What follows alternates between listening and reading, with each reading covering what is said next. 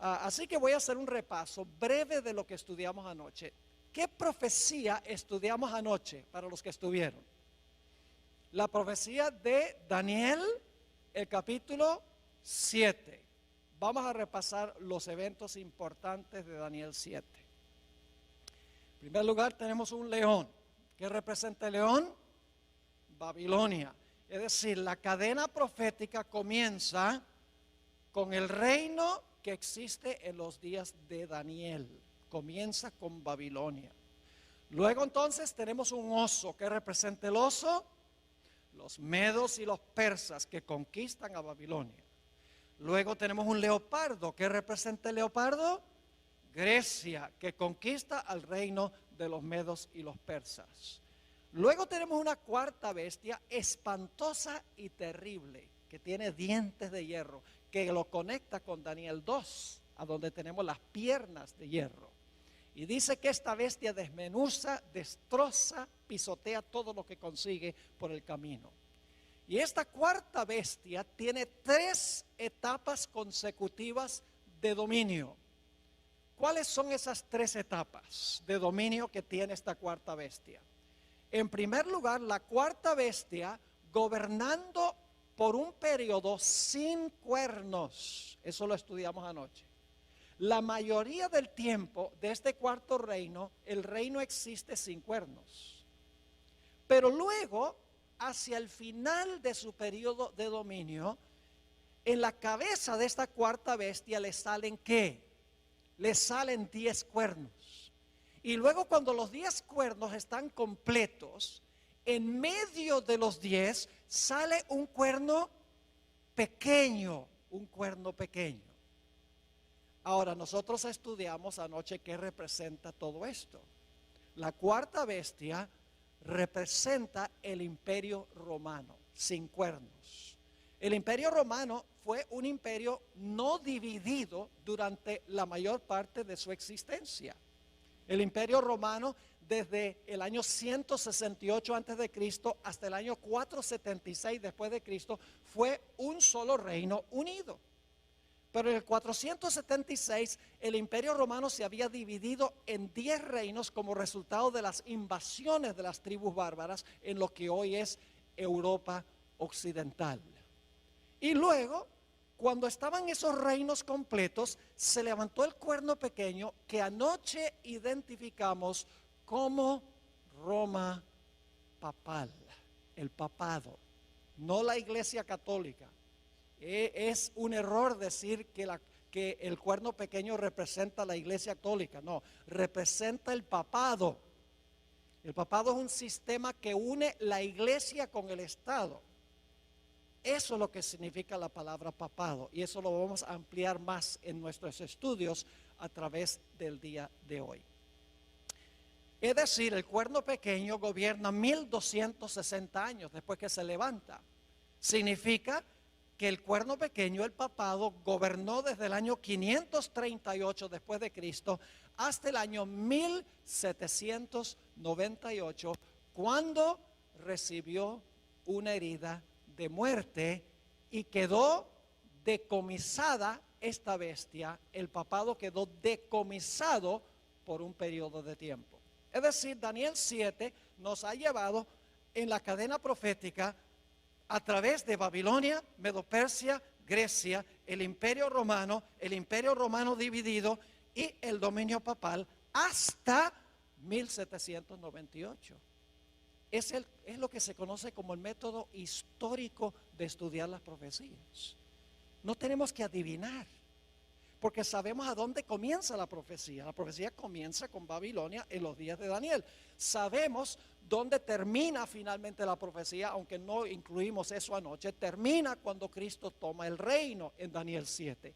Y entonces podemos seguir la trayectoria desde su comienzo. Todos los reinos que se levantan en secuencia, podemos seguir la trayectoria hasta que la profecía alcanza su clímax.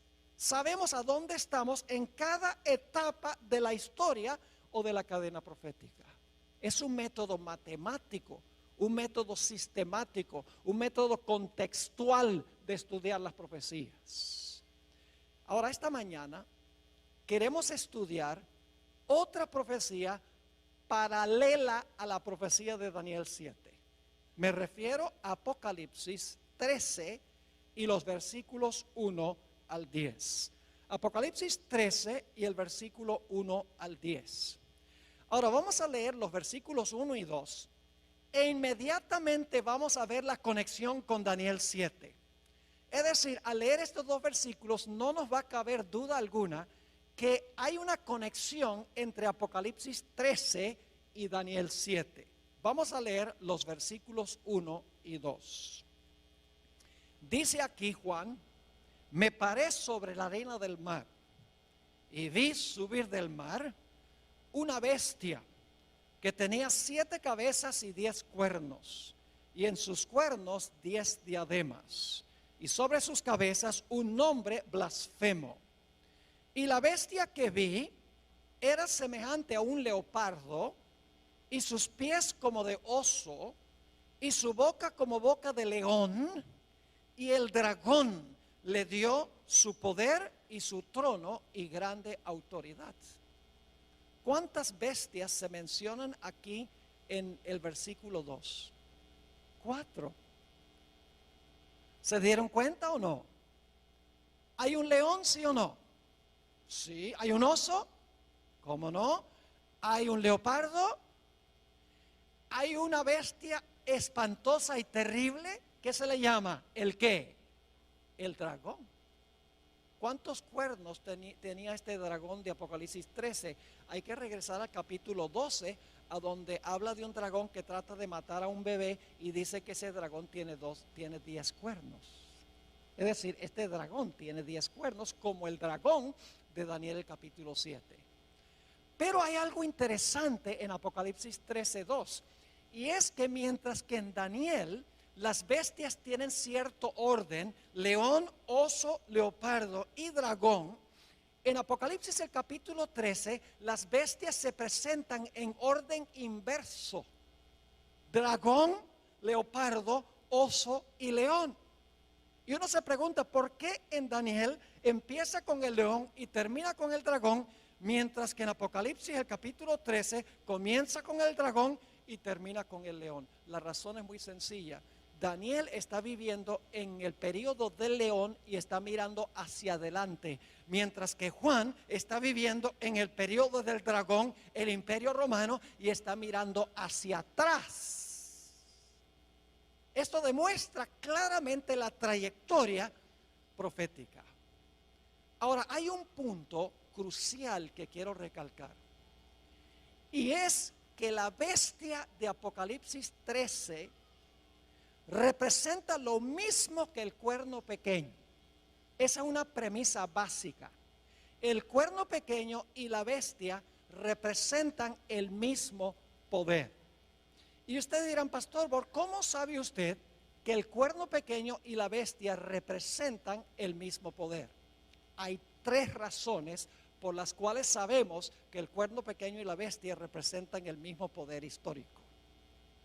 La primera razón es que el cuerno pequeño y la bestia están en el mismo punto de la secuencia. En Daniel 7 tenemos león, oso, leopardo, dragón, 10 cuernos, cuerno pequeño. Mientras que en Apocalipsis el capítulo 13 tenemos también león, oso, leopardo, dragón, 10 cuernos, bestia. Es decir, la bestia se encuentra en la misma secuencia, en el mismo lugar en la secuencia que el cuerno pequeño. Así que como se encuentra en el mismo lugar en la secuencia o en la cadena profética, sabemos que el cuerno pequeño y la bestia representan el mismo poder. Es decir, en primer lugar sabemos que la bestia y el cuerno pequeño son el mismo poder porque están en el mismo lugar en la cadena profética. Hay una segunda razón. La segunda razón es que el cuerno pequeño y la bestia desempeñan las mismas actividades, tienen las mismas características. Ustedes recuerdan que el cuerno pequeño dice que persiguió a los santos del Altísimo. Dice también que el cuerno pequeño habló blasfemias contra el Altísimo y pensó que podía cambiar ¿qué? La ley de Dios. Ahora en Apocalipsis 13, si van conmigo, Apocalipsis 13 y el versículo 7, fíjense lo que se dice de la bestia. Dice, y se le permitió hacer guerra contra los santos y ¿qué? Y vencerlos. ¿La bestia hizo lo mismo que el cuerno pequeño, sí o no? ¿Persiguieron ambos a los santos? Claro que sí. Ahora noten Apocalipsis 13 y el versículo 5, la primera parte. Dice, también se le dio boca que hablaba grandes cosas y blasfemias. ¿La bestia hablaba blasfemias, sí o no? ¿El cuerno pequeño habló blasfemias? Claro que sí. Es decir, que el cuerno pequeño y la bestia desempeñan las mismas acciones. Ahora ustedes dicen, ¿dónde está en Apocalipsis 13 el cambio de la ley? Aparentemente no aparece en Apocalipsis 13, pero sí aparece. En Daniel 7 dice que el cuerno pequeño pensó que podía cambiar la ley. Y nosotros sabemos que ese cambio en la ley primordialmente fue el cambio del día de reposo del sábado al domingo. Ahora yo pregunto en Apocalipsis 13, ¿qué va a imponer la bestia que se levanta de la tierra? Va a imponer la marca de la primera bestia. La marca de la bestia es el cambio que hizo la bestia ¿en qué? En la ley de Dios. Es decir, al final de la historia, los Estados Unidos, vamos a encontrar, va a imponer la marca, va a imponer el cambio en la ley que hizo el cuerno pequeño durante los 1260 años. En segundo lugar, la razón por la cual sabemos que el cuerno pequeño y la bestia representan el mismo poder es porque desempeñan las mismas acciones. La tercera razón por la cual sabemos que el cuerno pequeño y la bestia representan el mismo poder es que ambos gobiernan el mismo periodo de tiempo. Noten Apocalipsis 13 y la última parte del versículo 5. Dice, también se le dio boca que hablaba grandes cosas y blasfemias, y se le dio autoridad para actuar ¿cuánto tiempo? 42 meses. E inmediatamente alguien dice, ese no es el mismo periodo de tiempo, porque el cuerno pequeño gobernó por tiempos, la mitad de un tiempo. Aquí dice que la bestia gobernó por 42 meses. No es lo mismo. Claro que es lo mismo. Se expresa en forma distinta. Anoche vimos que tiempos, la mitad de un tiempo son ¿cuántos años? 3 años y medio. ¿Cuántos días tiene el año bíblico? 360. ¿Quiere decir que iba a gobernar cuánto tiempo? 3 años y medio por 360 da ¿cuánto? 1260. Ahora, si el año bíblico tiene 360 días, ¿cuántos días tiene el mes bíblico? 30. Y dimos evidencia para eso anoche. Ahora, 42 meses multiplicado por 30 días, cada mes, ¿cuánto nos da? 1260 días. Y por si acaso todavía no lo creen, en Apocalipsis 12 claramente dice que la mujer tuvo que huir al desierto porque estaba siendo perseguida y tuvo que huir por 1260 días. 3 formas de comprobar lo mismo. Tiempo es la mitad de un tiempo, 42 meses y 1260 días. Y días representan ¿qué? Años en las profecías. Así que sabemos por 3 razones que el cuerno pequeño y la bestia son lo mismo. Número 1, están en el mismo lugar en la secuencia o en la cadena profética. Número 2, desempeñan las mismas actividades y tienen las mismas características. Número 3, gobiernan durante el mismo periodo de tiempo. Y ustedes dicen, pastor, ¿por qué está enfatizando tanto que el cuerno pequeño y la bestia son lo mismo? Porque Apocalipsis 13 agrega detalles en cuanto al futuro del cuerno pequeño que no están en Daniel 7. Apocalipsis 13 expande lo que está en Daniel 7. Nos da una etapa final del cuerno pequeño que no se encuentra explícitamente en Daniel el capítulo 7. El dominio del cuerno pequeño en su primera etapa terminó en el año 1798. En Apocalipsis 13:10 encontramos una descripción de la terminación de los 1260 años.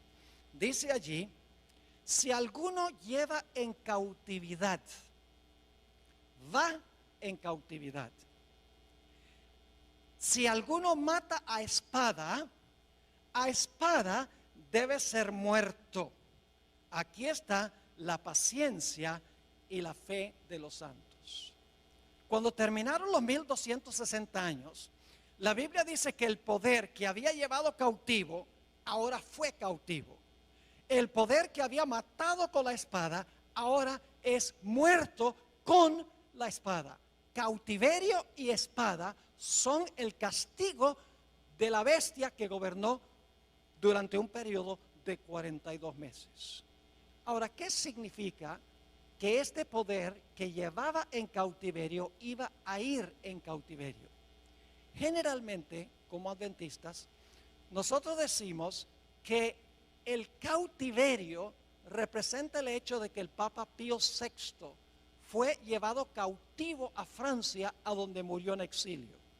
Generalmente le aplicamos esto específicamente a un papa. Pero mis hermanos y hermanas, esto tiene una explicación mayor. No es meramente un papa el que va a cautiverio en 1798. Es la bestia. Todo el sistema va en cautiverio en 1798. No solamente un papa individual.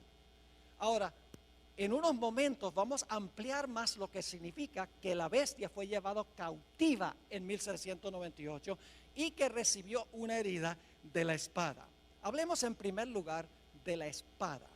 ¿Qué representa la espada que la bestia usaba para matar y que le dio la herida mortal a la bestia?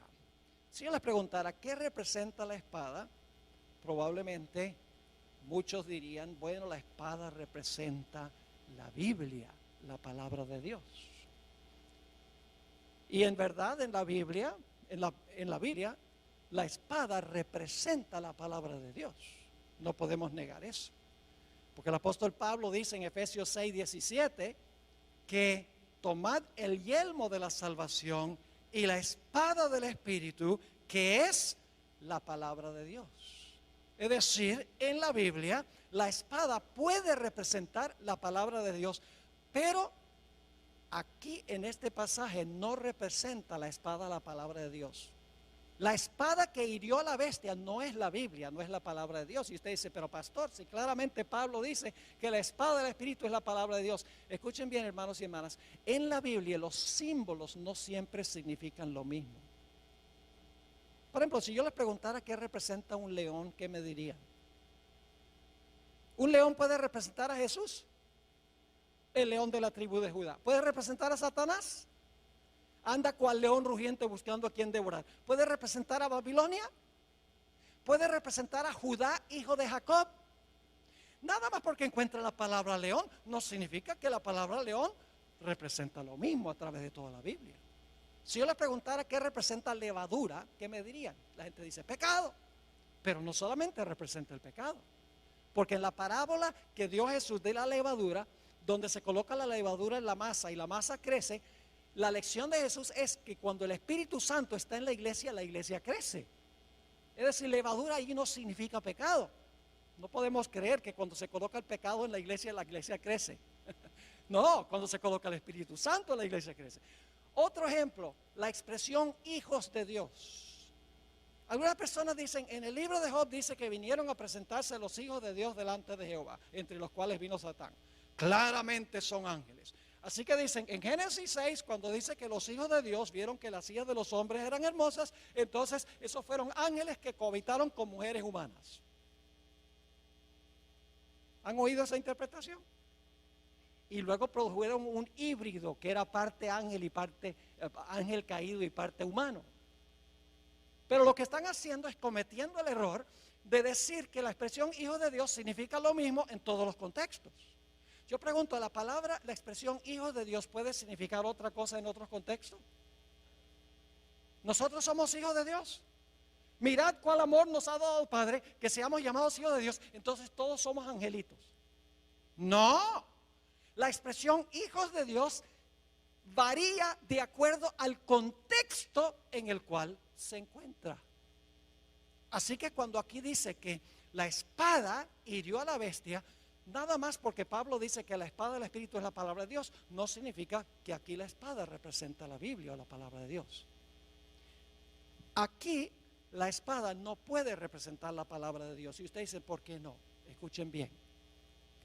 Dice que la bestia usaba la espada para matar. Yo pregunto, ¿el papado usaba la Biblia para matar a la gente? ¿El papado usaba la Biblia para matar a la gente? No.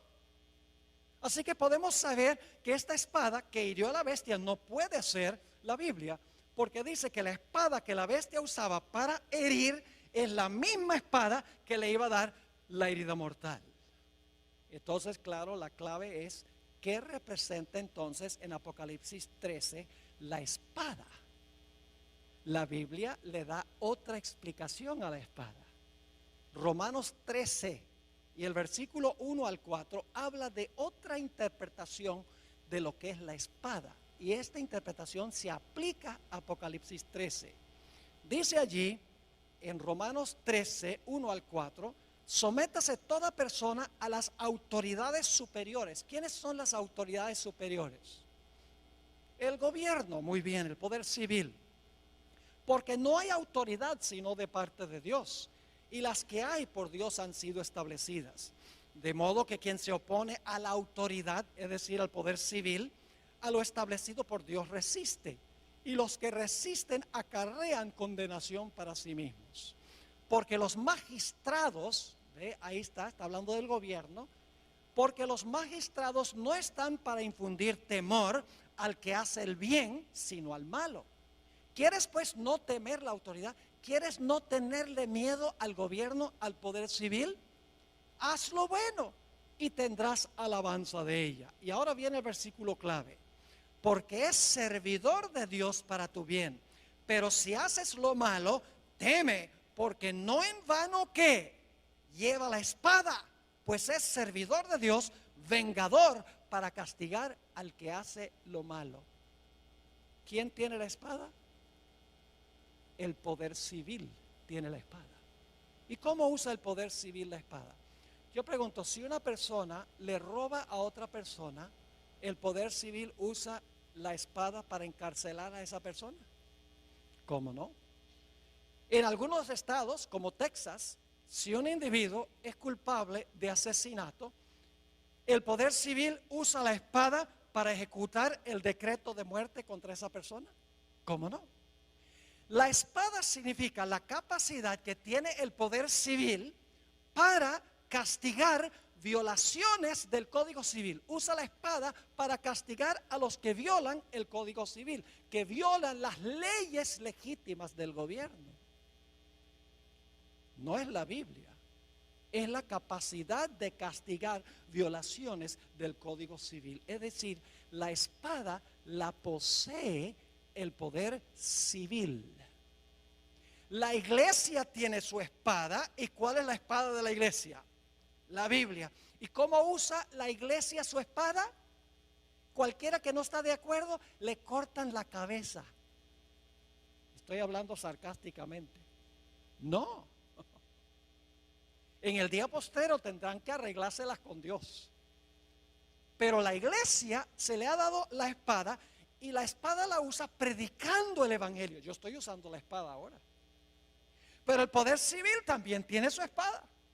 Y la espada es la capacidad de castigar violaciones del Código Civil que disturbian el orden social o la paz de la sociedad, la propiedad, la vida, la reputación, etcétera. Así que en 1798 lo que sucedió fue que el poder civil de Francia, que antes le daba la espada a la iglesia, ahora le quitó de la mano la espada, y con esa espada se le volcó en contra y le dio una herida mortal al papado. Es decir, la herida mortal es cuando se levantó el poder civil en contra del papado, porque antes el papado había usado el poder civil para castigar violaciones de la iglesia.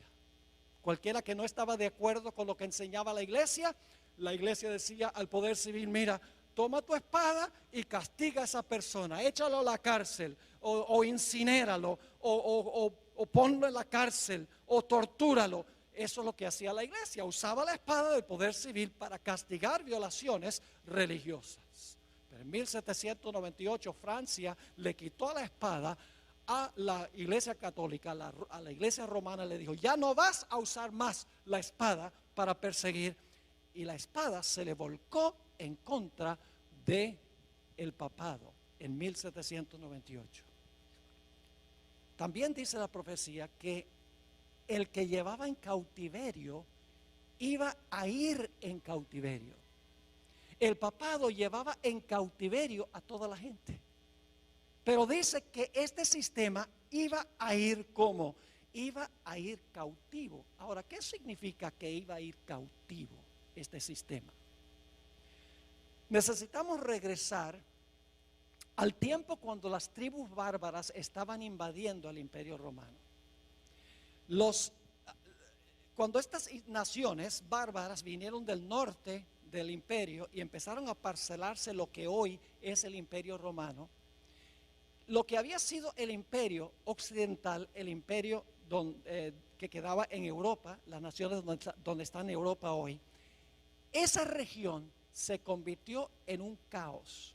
No había emperador, no había quien pusiera ley, quien pusiera orden. Y por lo tanto, las tribus bárbaras le pidieron al obispo de Roma, que su religión se había proliferado por todo el imperio para ese tiempo, le dijeron: ¿por qué no pones tú la ley y el orden aquí en el imperio? Porque todo está en caos. Y de esa manera el obispo de Roma, que hoy conocemos como Papa, no solamente comenzó a gobernar en cosas religiosas, no solamente era el líder de la iglesia, sino que también se convirtió en el líder civil. Ahora, antes de que el papado ascendiera al trono temporal, el papado estaba atado, es decir, la bestia estaba atada y no podía desempeñar sus acciones. Pero cuando se quitó la restricción del imperio y el papado pudo subir al trono temporal, el papado ahora quedó libre para perseguir y desempeñar las acciones que dice la profecía. Es decir, lo que significa que este poder estaba atado, significa que los poderes civiles están en función y por lo tanto, estando los poderes civiles en función, el papado no puede dominar en asuntos civiles. El quitar la restricción significa que ahora los poderes civiles le rinden su apoyo al papado para que el papado pueda desempeñar sus funciones. Quiero leerles un par de citas de un cardenal de la Iglesia Católica, Enrique Eduardo Manning, a donde él explica lo que acabo de describir. Dice lo siguiente: cuando las tribus bárbaras, y yo no sé si vamos a tener esto en la pantalla para que la gente pueda ver esta cita, tal vez no la vamos a tener, pero voy a leerlo de todas maneras. Dice que cuando las tribus bárbaras invadieron el imperio, escuchen bien, los pontífices se hallaron solos porque ya no había emperador. Como la única fuente del orden, la paz, la ley y la seguridad. Es decir, cuando los bárbaros invadieron, ahora como no había emperador, no había ley ni orden, dice que el único que podía mantener un poco el orden eran los obispos, es decir, el obispo de Roma, los que llamamos papas hoy, los pontífices. Y ahora escuchen cómo se describe esto. Y desde la hora de esta liberación providencial, ¿qué necesita usted hacer para liberar a alguna persona? La persona tiene que estar ¿qué? La persona tiene que estar cautiva, ¿verdad? Si se va a librar es porque está cautiva. Es decir, cuando el Papa asciende, dice esto, para establecer orden en el imperio, no solamente religioso, sino civil, dice, desde la hora de esta liberación providencial, cuando por intervención divina se le cayeron las cadenas de las manos al sucesor de Pedro. Es decir, cuando ahora el papado no solo gobierna en asuntos religiosos, sino en asuntos civiles, dice que se le caen las cadenas de las manos al sucesor de Pedro, porque antes estaba ¿qué? Encadenado. como una vez habían caído de las suyas, ningún soberano ha reinado en Roma, sino el vicario de Jesucristo. En otra cita, Manning dice lo siguiente: el papado esperó hasta el momento propicio en que Dios rompiera sus ¿qué? ¿En qué condición estaba el papado antes de ascender al poder civil, de usar el poder civil? ¿Estaba qué? Atado. Dicho sea de paso, aquí tenemos que entender 2 Tesalonicenses 2, donde dice que había uno que detenía para que no se manifestara el hombre de pecado. ¿Lo han leído? ¿Qué era lo que detenía al papado para que no pudiera manifestarse? El poder civil de Roma. Mientras el poder civil de Roma estaba, el hombre de pecado estaba ¿qué? Atado. Cuando es quitado del medio el poder civil y ahora el papado gobierna, ahora es ¿qué? Librado. ¿Están entendiendo o no? Ahora dice, el papado esperó hasta el momento propicio en que Dios rompiera sus ataduras y lo librara de la sujeción a los poderes civiles. ¿De qué es la liberación del papado? Son librados de sujetarse ¿a qué? A los poderes civiles, colocándolo así sobre el trono como dueño de su propia soberanía temporal. En 1798 lo que sucedió fue que la espada del poder civil de Francia, donde antes Francia usaba la espada para defender a la iglesia, el gobierno francés dijo, le quitó la espada y dijo, ya no te vamos a prestar la espada. La espada se levantó en contra del papado, le dio la herida mortal. Y en vez del papado ahora estar libre de ejercer dominio temporal, ahora el gobierno francés y nación tras nación en Europa le pone restricciones, no dejan que la iglesia use el poder civil y por lo tanto se le ponen otra vez las esposas a este sistema y queda encarcelado. Yo pregunto, ¿qué tendría que suceder para que este poder recupere su libertad y se sane de su herida? ¿Qué tendría que pasar? Tendría que recuperar el apoyo de la espada ¿qué? Del poder civil. Y tendría que permitir las naciones del mundo que este poder los use de nuevo y entonces el papado ya no estaría restringido, sino que estaría ¿qué? Libre. Eso fue lo que sucedió en 1798. La iglesia quedó atada en el sentido de que ya no podía usar los poderes civiles. Recibió la herida mortal de la espada porque la espada ya no se prestó para ser usada por la iglesia para perseguir a aquellos que no concordaban con ella. Pero la profecía de Apocalipsis 13 nos dice que habrá otra etapa del cuerno pequeño o de la bestia. Apocalipsis 13 y el versículo 3 nos dice, después vi otra bestia, antes de eso, 13:3, vi una de sus cabezas como herida de muerte. Y ahora escuchen lo que sucede.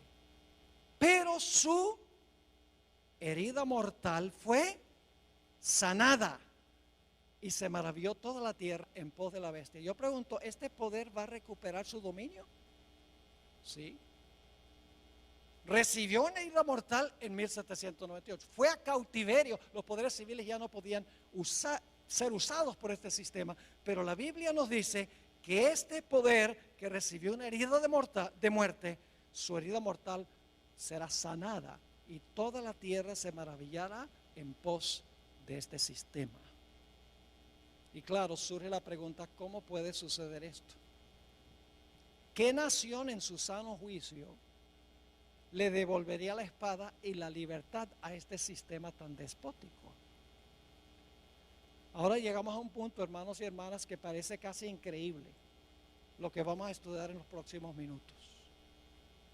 En Apocalipsis 13:11, inmediatamente después de hablar de la herida mortal y el cautiverio de la bestia, habla de una segunda bestia que se levanta de la tierra. Vamos a leer Apocalipsis 13:11. Después vi otra bestia que subía de la tierra y tenía 2 cuernos semejantes a los de un cordero, pero hablaba como un dragón. Ahora, ¿qué representa esta segunda bestia de Apocalipsis 13? Les voy a dar las características rapidito. En primer lugar, tiene que levantarse alrededor del año 1798, porque dice que después de ver a la primera bestia, vio levantarse a esta segunda bestia. Es decir, este poder tiene que levantarse alrededor del año 1798, cuando la primera bestia recibe su herida mortal. En segundo lugar, esta bestia que se levanta de la tierra tiene que levantarse en un lugar distinto que las primeras bestias. Las primeras 4 bestias se levantaron en Asia y en Europa. Los primeros 2 poderes son asiáticos. Los 2 siguientes poderes son europeos. Pero esta bestia no se levanta del mar a donde se levantaron las primeras bestias. Se levanta de la tierra. Tiene que levantarse en otro sitio distinto. Este poder tiene que ser una superpotencia mundial políticamente, porque va a mandar a todo el mundo a adorar a la primera bestia. Tiene que ser una potencia económica, porque va a poder prohibir comprar y vender a nivel global. Tiene que ser una superpotencia militar, porque va a imponer el decreto de muerte contra aquellos que no adoren a la primera bestia y reciban su marca. También sabemos que esta segunda bestia es más joven que la primera bestia. La primera bestia tuvo una larga trayectoria, 1260 años, recibió su herida mortal y luego se levanta, está retoñando después de 1798, esta bestia que se levanta de la tierra. La segunda bestia es más joven que la primera bestia, pero es contemporánea con la primera bestia. Ahora, lo más insólito e increíble, mis hermanos y hermanas, es que esta segunda bestia que se levanta de la tierra va a ayudar a la primera bestia a recuperar el poder que perdió, a recuperar su libertad y su espada. Ustedes dicen, ¿cómo sería posible eso?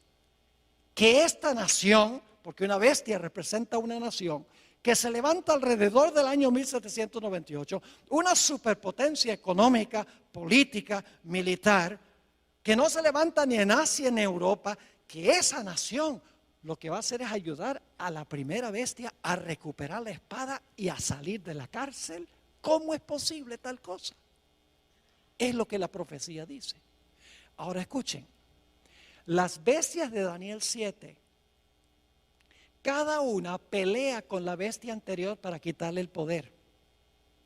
El oso acaba con el león, el leopardo acaba con el oso, y la bestia espantosa y terrible acaba con el leopardo. Pero la función de esta bestia que se levanta de la tierra no es pelear contra la bestia anterior, sino ayudarle a recuperar su poder. Y usted dice, ¿cómo sabe eso? Hermanos y hermanas, porque la profecía dice que todo lo que hace esta segunda bestia es para complacer a la primera. No para pelear con la primera, sino para complacerla. Vamos a anotar los detalles. Apocalipsis 13, 12. Apocalipsis 13, 12. Hablando de esta segunda bestia, dice, y ejerce toda la autoridad ¿de quién? De la primera bestia. ¿Por autoridad de quién gobierna la segunda bestia? De la primera. Dice, ejerce toda la autoridad de la primera bestia y luego dice, en presencia de ella. Esa expresión, según algunas versiones, significa a favor de ella. Es decir, esta bestia que se levanta de la tierra, en primer lugar, ejerce la autoridad de la primera bestia. Todo lo que hace es con el fin de favorecer a la primera bestia. Y luego sigue diciendo, y hace que la tierra y los moradores de ella adoren a la primera bestia. Fíjese, ejerce la autoridad de la primera bestia. Lo que hace, lo hace en presencia de la primera bestia. Además de eso, manda a todos a adorar a la primera bestia. ¿Y sabe qué más hace? Una imagen de la primera bestia. Impone la marca de la primera bestia. ¿Cuál es la función de esta segunda bestia? Todo lo que hace es para ayudar a la primera bestia a recuperar, el poder que perdió cuando recibió la herida mortal. Yo pregunto, ¿cuál nación sería esta? Una nación que no es asiática ni europea, una nación que es una superpotencia económica, militar y política, una nación que se levantó alrededor del año 1798 en otro lugar distinto. ¿Cuál es la única nación que puede estar representada aquí? No cabe duda, las características indican claramente que esta nación representa a los Estados Unidos de América. Dice, pastor, esto es ridículo. Usted está diciendo que los Estados Unidos, que incorporó en su constitución la libertad civil y religiosa, que le va a devolver al papado su libertad y le va a brindar otra vez la espada del poder civil para perseguir a los que no están de acuerdo con lo que enseña y practica la iglesia. Pastor, eso es ridículo. Nunca podría pasar en este país de la libertad. Yo pregunto, ¿en qué se parece un cordero a un dragón? En nada. Esta es una bestia contradictoria. Porque mientras que tiene dos cuernos como de cordero, ¿qué hace? Habla como dragón. Ahora necesitamos dedicar unos minutos a hablar de la característica principal que yo veo aquí que necesitamos entender. Los dos cuernos como de cordero que tiene esta bestia. La bestia esta representa a los Estados Unidos. Las características son demasiado claras. Y dice que esta bestia tiene dos cuernos como de cordero. Ahora la pregunta clave es, ¿qué representan los dos cuernos como de cordero? El paralelo más cercano que tenemos se encuentra en Daniel 8. Así que vamos a Daniel 8, el capítulo 8 y el versículo 3. Ahí encontramos un carnero. ¿Y cuántos cuernos tiene el carnero? Dos cuernos tiene el carnero. Es una sola nación, porque es un solo carnero. Pero ese solo carnero tiene ¿qué? Tiene dos cuernos. Dice allí, en Daniel 8:3, alcé los ojos y miré. Y he aquí un carnero, una sola bestia, que estaba delante del río y tenía dos cuernos. Y aunque los cuernos eran altos, uno era más alto que el otro y el más alto creció después. Así que quiero que se imaginen un carnero, que es un cordero macho. El carnero tiene dos cuernos, una nación con dos cuernos. Ahora la pregunta clave es, ¿qué representan los dos cuernos? Los dos cuernos representan dos reinos en esa misma nación. Noten el versículo 20. El versículo 20 tiene la explicación. Dice, en cuanto al carnero que viste, que tenía dos cuernos, estos son los reyes ¿de qué? De Media y de Persia. Era una nación que se componía de dos reinos. Entonces yo pregunto, ¿qué representan los dos cuernos como de cordero? Tiene que ser una sola nación porque es una sola bestia. Pero como tiene dos cuernos como de cordero, debe ser una nación que se compone de dos ¿qué? De dos reinos, porque los cuernos representan reinos. Usted no puede decir que los 10 cuernos en la cabeza del dragón son reinos. Y los dos cuernos aquí en la cabeza del carnero son reinos. Pero en Apocalipsis 13, entonces los dos cuernos no son reinos. Cuernos en cabeza de bestia son reinos. Es decir, esta bestia de Apocalipsis 13 es una sola nación, una sola bestia, pero en esa nación existen lado a lado dos reinos. Y lo importante que queremos notar es que son dos cuernos como de cordero. Son dos reinos, los mismos dos reinos que reconoció Jesús, el Cordero de Dios, porque la palabra cordero aparece 29 veces en Apocalipsis y siempre se refiere a Jesús. Es decir, los dos cuernos representan los dos reinos que reconoció Jesús, el Cordero de Dios. E inmediatamente nos preguntamos, ¿cuáles dos reinos reconoció Jesús, el Cordero de Dios? La Biblia lo dice. Mateo 22, versículo 19 al 21. Mateo 22 y el versículo 19 al 21. Aquí Jesús claramente dijo que representan los cuernos. le traen una moneda del tributo a Jesús y le dicen, ¿debemos devolverle los taxes a César, sí o no? Y fíjense lo que dice Jesús: mostradme la moneda del tributo. Y ellos le presentaron un denario. Entonces le dijo, ¿de quién es esta imagen y la inscripción? Es decir, la cara de quién y el nombre de quién está en esta moneda. Le dijeron, de César. Y les dijo, dad pues a César lo que es de César y a Dios lo que es de Dios. ¿Cuántos reinos reconoció Jesús, el Cordero de Dios? 2. El de César sería el poder, ¿qué? Civil.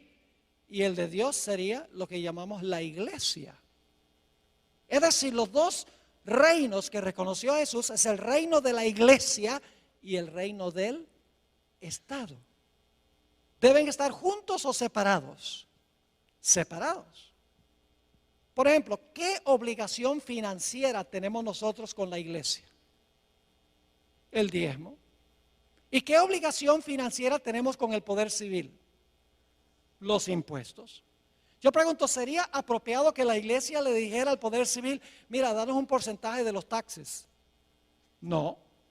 ¿Sería lícito que el poder civil le dijera a la iglesia, tiene que devolverme un 20% del diezmo? No. Cada reino funciona en su propia esfera, separado uno del otro. Es una sola nación, los Estados Unidos, pero en esa sola nación existen 2 reinos, la iglesia y el poder civil. ¿Y saben algo? Yo vivo en los Estados Unidos y soy ciudadano de 2 reinos. Yo soy ciudadano de los Estados Unidos porque nací en Wisconsin. Y soy ciudadano de la iglesia también porque me bautizó y soy miembro de la Iglesia Adventista del Séptimo Día. En una misma nación pertenezco a 2 reinos, la iglesia y también el Estado. ¿Están entendiendo lo que significan los 2 cuernos? Representa el hecho de que en una sola nación, los Estados Unidos, va a existir la idea de 2 reinos separados uno del otro. El gobierno, el poder civil, y la iglesia, el poder religioso. Y escuchen bien, el Señor Jesucristo rehusó la idea de que la iglesia usara el poder civil, la espada del poder civil, para defender su reino.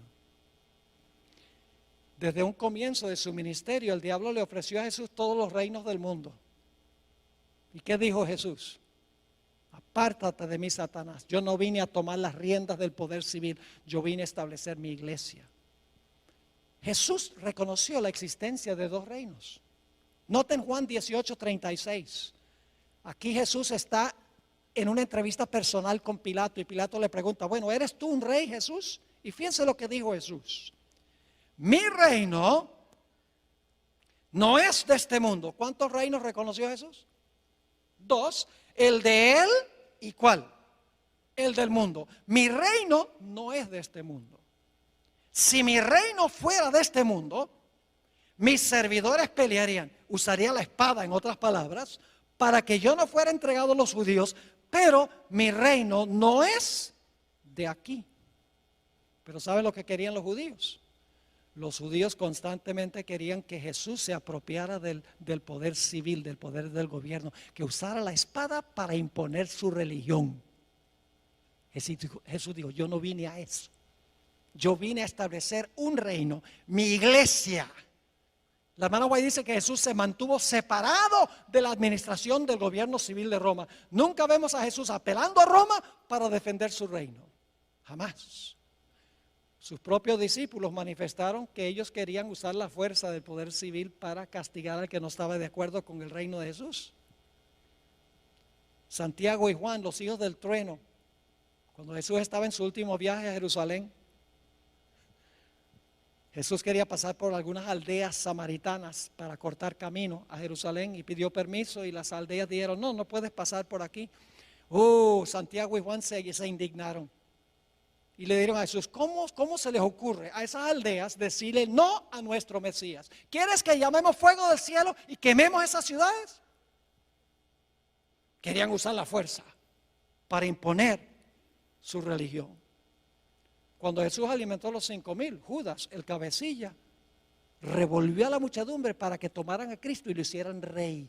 La Biblia dice que Jesús se fue, no había venido para ser rey. Y cuando Jesús estaba en Getsemaní y vinieron a arrestar a Jesús, el apóstol Pedro saca la espada y le tira un zarpazo al siervo del sumo sacerdote y le cortó la oreja. Y créame, no le estaba tratando de cortar la oreja, le quería cortar la cabeza, pero le falló la puntería, porque era pescador y no soldado. ¿Y qué le dijo Jesús? Bien hecho, Pedro. Y le dijo a los otros discípulos, tomen ustedes también la espada, defiendan mi reino. No. Jesús dijo algo muy parecido a lo que leímos en Apocalipsis. Dijo, guarda tu espada en su lugar, porque el que mata la espada, a espada será muerto. Apocalipsis 13:10 está en los evangelios. El Señor Jesucristo no vino a este mundo para establecer su reino usando la espada del poder civil. Pero yo pregunto, después de algunos siglos, ¿qué hizo la iglesia? La iglesia se tornó apóstata porque ascendió al trono, fue librado de los poderes civiles y ascendió ahora para gobernar, salió de la cárcel, fue librado y ahora gobierna en asuntos civiles y usa la espada del poder civil para imponer su religión. Eso pasó en los días de Constantino. En adelante la iglesia se tornó apóstata. Y el reino que Jesús había rechazado, ahora el obispo de Roma dijo, yo lo acepto. ¿Están entendiendo lo que significa la liberación de este sistema? Lo que significa el tomar la espada. Mis hermanos y hermanas, lo que sucedió en 1798 fue que el poder civil le quitó el apoyo de la espada al papado. Dijo, ya no nos vas a usar más. Y como ya no lo podía usar más, este poder quedó cautivo, quedó amarrado. El mismo libro de Apocalipsis explica qué significa estar atado o estar librado. Permítame mencionar brevemente eso y luego terminamos. Yo pregunto, ¿el diablo hoy en día está suelto causando desastres? ¿Por qué puede Satanás hoy en día causar tantos desastres? Porque él tiene gente que lo apoya, ¿sí o no? Mientras tiene sus gentes, primordialmente los reyes de la tierra, está libre. Pero ¿qué sucede en la segunda venida de Jesús? Todos los que lo apoyan, ¿qué? Van a quedar muertos. Y como resultado, ¿qué va a pasar con Satanás? Dice que desciende un ángel del cielo con una gran cadena en su mano y lo amarra y lo echa en la prisión. Cuando Satanás no tiene quien lo apoye, está atado. Pero yo pregunto, ¿después del milenio va a ser desatado? ¿Qué significa el hecho de que va a ser desatado? Significa que ahora todos los impíos van a ¿qué? A resucitar. Ahora tiene quien los apoye. Y por lo tanto dice, será soltado de su prisión. Cuando el papado tenía el apoyo de los poderes civiles, estaba ¿qué? Libre para hacer sus acciones que menciona la Escritura. Pero cuando recibió la herida mortal, cuando perdió el apoyo del poder civil, ¿qué sucedió? Quedó ¿qué? Atado. Pero yo pregunto, ¿va a llegar el momento en que va a ser desatado? Sí, cuando los poderes civiles le brinden otra vez su apoyo. ¿Me están entendiendo lo que estoy diciendo? Segundo de Tesalonicenses 2 es un capítulo supremamente importante para entender esto. Mis hermanos y hermanas, Jesús vino solo para establecer un reino espiritual, la iglesia.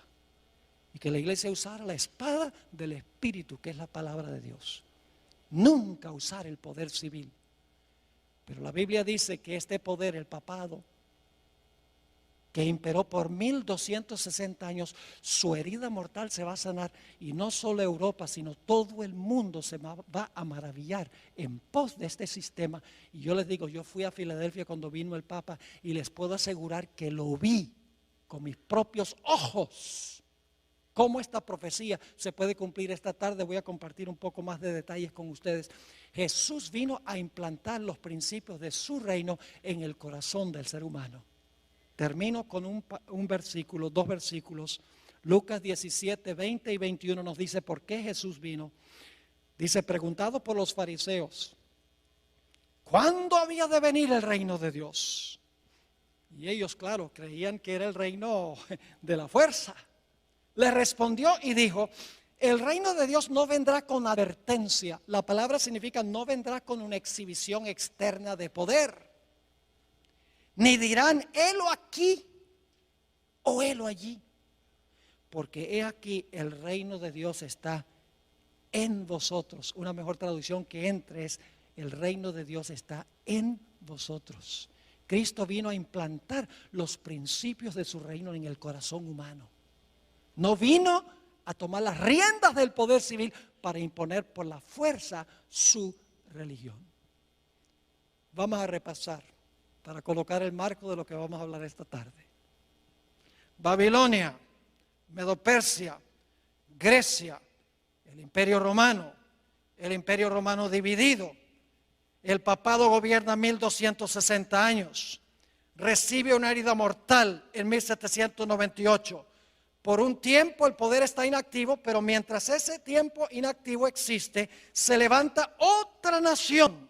Cuando cae la primera en 1798, los Estados Unidos, y después de un periodo de inactividad, el poder que gobernó durante los 1260 años va a recuperar la espada y su libertad. ¿Dónde estamos en la cadena profética? Dígame usted, ¿dónde estamos en la cadena profética? Hermanos y hermanas, nosotros estamos ahora en la terminación del periodo de la herida mortal. El próximo evento, el evento final en la cadena profética, es cuando este sistema recupere la espada y la libertad. Y hoy hay señales que demuestran que eso está sucediendo. Bajo el pretexto del cambio climático, podría presentarles un tema de 1 hora nada más sobre eso. ¿Han oído ustedes del proyecto 2030 de las Naciones Unidas? Esto no es sensacionalismo, esto lo han puesto en forma escrita. Con el liderazgo del papado, la encíclica Laudato Si, todos los gobernantes del mundo en París, de las naciones del mundo, firmaron un acuerdo para acabar para el año 2030, y hay un montón de especificaciones, para el año 2030, acabar con el problema del cambio climático y acabar totalmente con la pobreza a nivel mundial. Y el que está detrás de eso es el Papa Francisco I. Todo el mundo, todos los reyes de la tierra están siguiendo la agenda de la Iglesia romana, como que han olvidado la historia. Nuestro propio presidente Barack Obama desconoce estas cosas porque han olvidado la historia, ya sea voluntariamente o ya sea porque ignoran la historia. La Biblia dice que la van a repetir. Nosotros tenemos una función, hermanos y hermanas, y es proclamar estas cosas.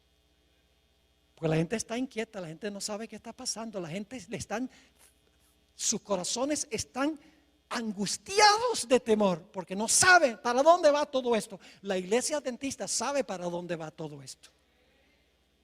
Ay de nosotros si nosotros no compartimos este mensaje con la gente que está buscando paz y tranquilidad en su vida.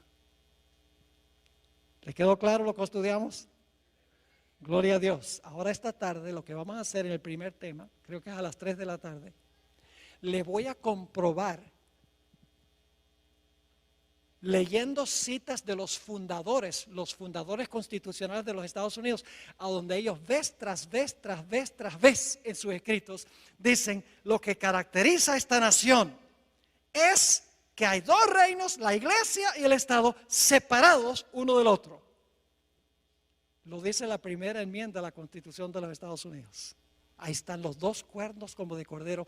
En la misma Constitución de los Estados Unidos están los dos cuernos. Y en los escritos de George Washington, está en los escritos de Benjamin Franklin, está en los escritos de James Madison, de Thomas Jefferson, de Juan Adams. Todos se refieren a estos dos cuernos, libertad civil y libertad religiosa, separando la iglesia del Estado. El papado dice: no, lo que tenemos que hacer es unir la iglesia con el Estado. Eso es lo que hace que el papado sea papado. Es que es capaz de unir la iglesia con el poder civil para imponer por la fuerza su religión y sus prácticas. Quiero aclarar que no me estoy refiriendo aquí a las personas que pertenecen, individuos que pertenecen a esta iglesia.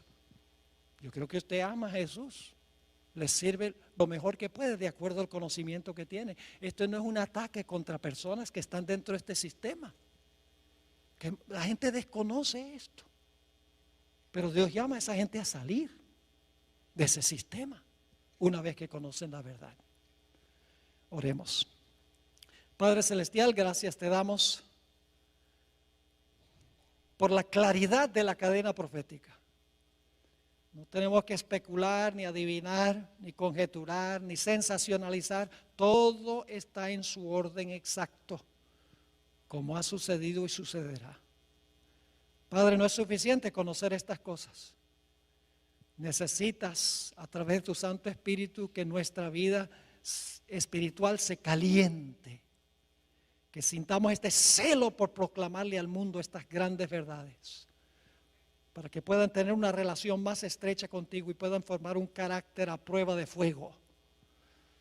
Gracias te damos, Señor, por el privilegio de estar en este lugar tan cómodo. Pronto este privilegio terminará. Ayúdanos, Señor, en estos tiempos de relativa prosperidad a aprovechar los privilegios que tú nos concedes y a cumplir nuestra responsabilidad. Gracias, Padre, por habernos acompañado y por acompañarnos esta tarde. Te lo pedimos en el precioso nombre de nuestro Señor y Salvador Jesús. Amén. Amén.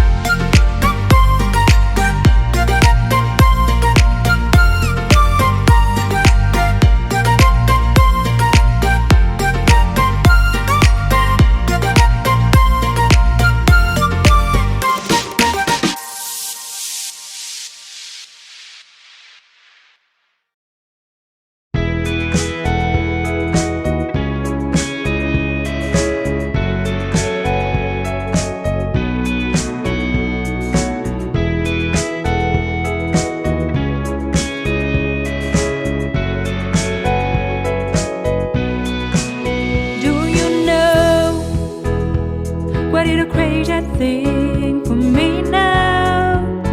It is spending time with you. I want to stay with you forever so that I can see you, love you, and care for you. Do you know what is a crazy thing for me now? It is spending time with you. I want to stay with you forever so that I can see you, love you, and care for you. I feel magical when you are around me. I feel that there is a connection of the heart and soul.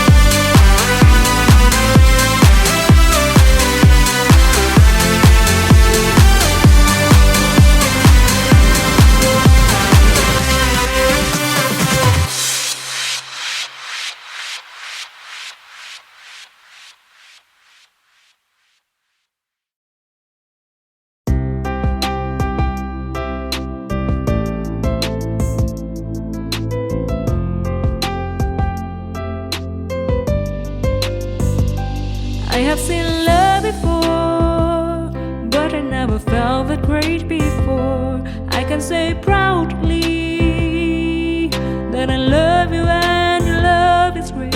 You are such an amazing man.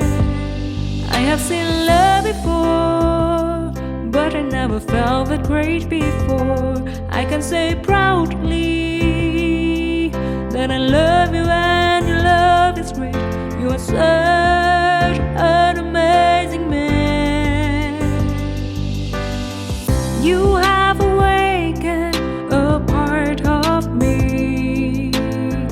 You have created something I've never knew. You not only care about me, but you always respect me as I am. You have accepted a part of me, and that makes all the difference to me. You are such an amazing man.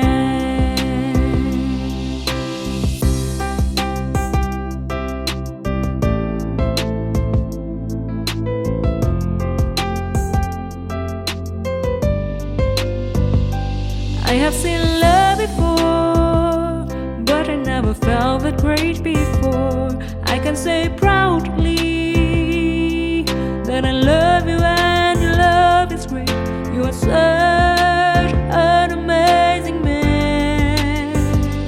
I have seen love before, but I never felt that great before. I can say proudly that I love you and your love is great. You are such an amazing man. You have awakened a part of me. You have created something I've never knew. You not only care about me, but you always respect me as I am. You have accepted a part of me, and that makes all the difference to me. You are such an amazing man. You have awakened a part of me. You have created something I've never knew. You not only care about me, but you always respect me as I am. You have accepted a part of me, and that makes all the difference to me. You are so